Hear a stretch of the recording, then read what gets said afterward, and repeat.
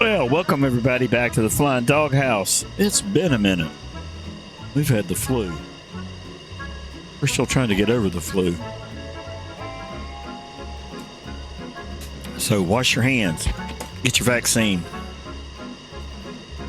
At any rate, I wanted to do a different kind of video today. And part of this is a little bit of, I guess, introspection. First up, we are at Elmendorf Air Force Base in Alaska. And we are also sporting a Alaska livery for our F-15 Strike Eagle. And we did a group flight yesterday. And it was a high-speed jet route, and I think everybody enjoyed it. We had a variety of different kinds of aircraft. And we had several of us who decided it was a good opportunity to jump in something that we weren't really familiar with and give it a go.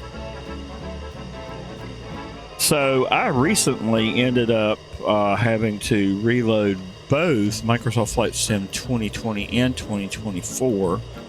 I was having some issues with both of them, which, knock on wood, now seems to be working rather well. This is Elmendorf Air Force Base add-in that's available for free over on Flightsim.to. It's very, very well done.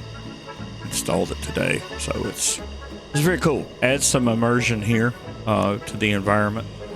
So at any rate, we had some folks who didn't have a lot of seat time in the Jaguar, and I decided to pull out of the hangar the F-15 Strike Eagle 2.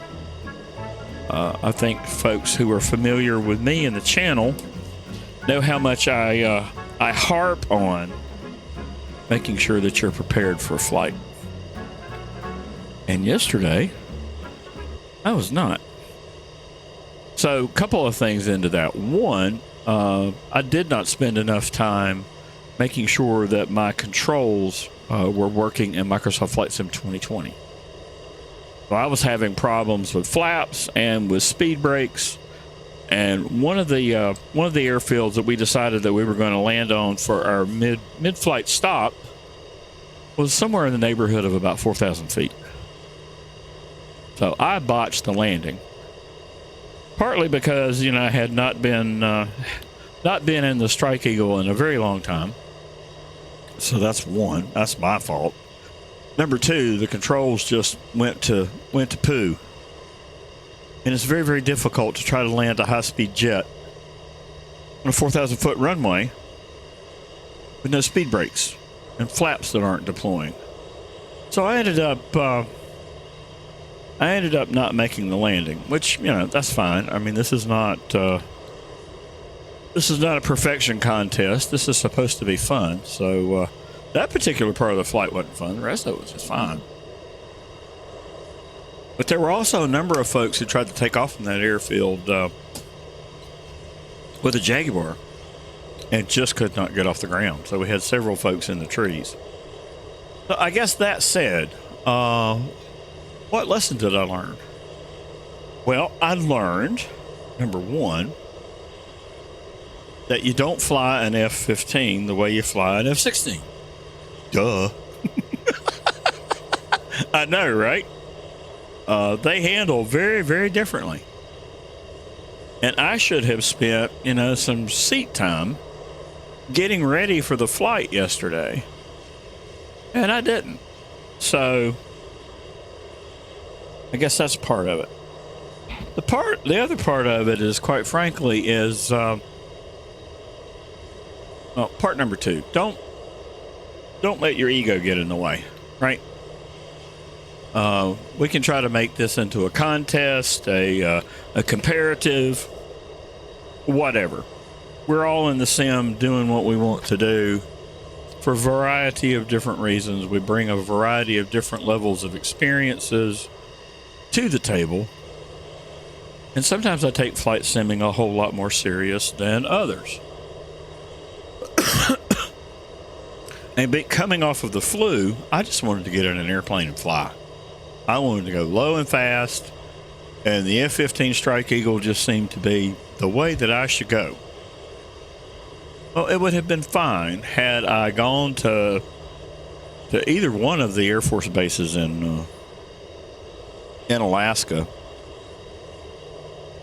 and done a bunch of touch and goes and gotten re-familiar with takeoff speeds, approach speeds, takeoff configurations, all those other fun things that you would run on a checklist and be preparing for a flight plan, right? I mean, you'd run through what was needed for the execution of the mission. In this case, we were flying from point A to point B, right? We went down through some glacial valleys over to Denali, and we ended up making our way over to Elmendorf Air Force Base to finish up the flight. So there's that. Thirdly, I think we all get caught up in jumping in an airplane, and we're just not ready for whatever reason. And you can take it as serious or not as serious as you want. But yesterday, I felt like, I let myself down a bit by not going through and doing the appropriate amount of preparation. So you can bet the next time that we do a high-speed group flight and I jump in the F-15 Strike Eagle 2, I'm going to be ready to go. Because I want to be able to, enjoy the takeoffs and landings, right? I mean, those are supposed to be the fun parts of the flight. But we will endeavor to do that. I think the last point that I will make is this. It definitely reinforces the fact, for me anyway, and you can agree to disagree, and that's fine, that you should build up core competency with a group of planes. And I've been doing that, right? So I have been flying the Cessna 414. That has predominantly been my general aviation aircraft of choice. I've used it on the cross-country flights. And if I have been flying a jet, I have been flying the F-16. Almost exclusively. And every once in a while, I'll sprinkle in one of my warbirds that I'm very familiar with. So, and in that particular case, I'd go and do, some touch and goes, do some takeoffs and landings, and read back through my notes and figure out, what does the aircraft need to be configured for in order to have a good takeoff and then a good landing experience. And yesterday, I did not do that. So, don't be like Doghouse yesterday. Make sure that you're prepared for your flight. It will make it a bit more enjoyable. And I'll throw this in too to sort of close my thoughts. Don't do that for anybody else but yourself.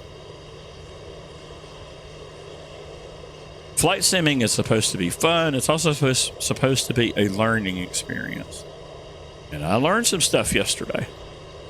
So I thought I would take a few minutes and pass that along. I hope everybody is keeping well. Thankfully, we at the Doghouse are recovering. We do have a new aircraft review video that I'm going to endeavor to get out the door either on Tuesday or Wednesday of this week. And it will be out there prior to the viewing of this particular video. So it should be available to you. So we're going to take a look at another amphibious aircraft and have some fun with that. So we did do a shakedown flight with that. So we'll share that as it comes. We should also be expecting another pilot's lounge. So there's quite a bit going on at the moment. So there we have it. I'm going to leave it here. I'm going to put a link to in the description below this lovely livery, which is quite good. This is one done by Jan Keys. So we'll put that in the link. We'll also put a link to the Air Force Base here in Alaska at Anchorage, Elmendorf. This is a pretty cool add-in. It's marked as not compatible with 24, but I haven't had any problems with it.